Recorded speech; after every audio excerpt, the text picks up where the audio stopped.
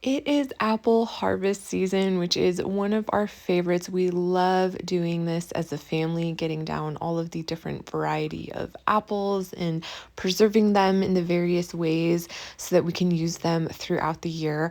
A lot of varieties we want to pick after the first freeze because it really drives the sugars into the apples, but the birds get them, the worms get them. So sometimes we pick them early. This year we are picking them early. We also picked pears, which have been absolutely delicious. There's just nothing like tree ripened fruit. It's so good. So, as you can see here, we have a full bucket of pears, we have a bunch of apples, and we basically make tons of dried apples. We like to put cinnamon and maple syrup on some of them because then they taste like apple pie and they're just so good. We make several batches that don't have any cinnamon or maple syrup on them, but that's definitely our favorite way to have them. We just dehydrate them in our dehydrators that we have.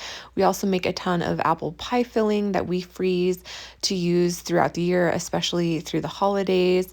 We also make apple butter. We love to make fresh apple cucumber juice. We're using up all the cucumbers from the garden that we have. But yeah, it's a really fun time.